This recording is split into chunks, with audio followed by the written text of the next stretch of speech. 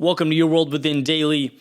I'm Eddie Pinero, and in this episode, I want to talk a little bit about focus and go into a study that really emphasizes the decisions we make regarding what to see versus what to walk right by end up defining our lives.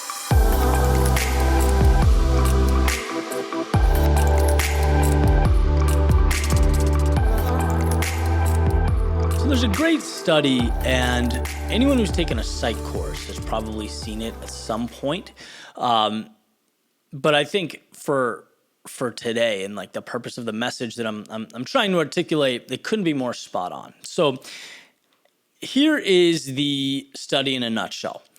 You have a group of people passing a basketball, right? And so the video plays, and what the viewer is instructed to do is count the number of times that the ball is passed back and forth, right? There may be some other nuance or detail, but that's it in a nutshell.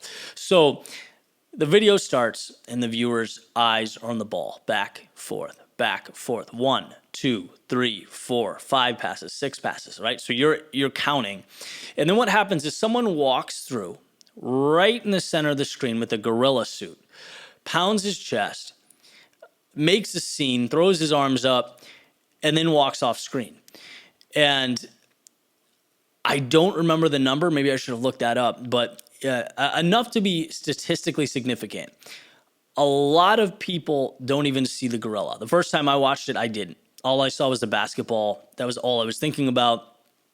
But you miss the the seemingly obvious gorilla in the middle of the screen, with the obvious parallel being in life, the things that we look for, the things that we seek out are what we ultimately get.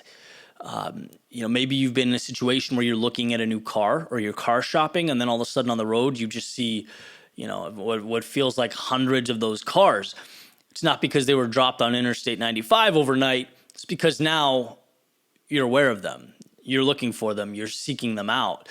And so many aspects of life are like that. We sort of forget how much control we have in our life and with regard to our emotional state. I think we all know that person that no matter what happens, they're positive. And if it's negative, they'll shake it off and they'll find something to smile about and they'll be happy. And then, conversely, there's always that Eeyore, right? It doesn't matter what happens, they'll find something to complain about.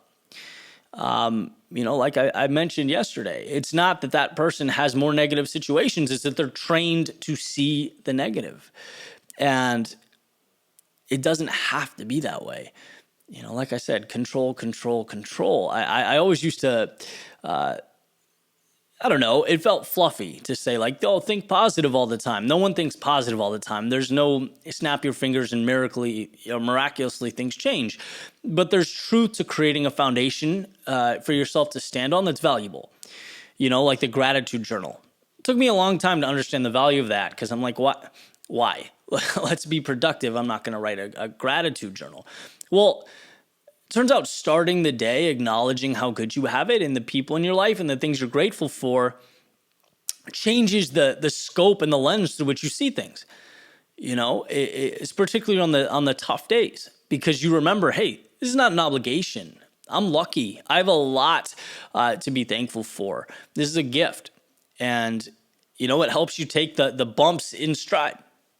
And do what you need to do. So that's the message today. When we are so busy counting the metaphorical basketball, to remind ourselves to see the gorilla dancing, jumping, screaming for us to see and acknowledge all the good and all the value and all the things that are there to be appreciated and make our lives better. So I hope this episode helped. If it did, please rate, subscribe, review. Helps me get this podcast out to the world. Guys, I appreciate it, and I will catch you tomorrow.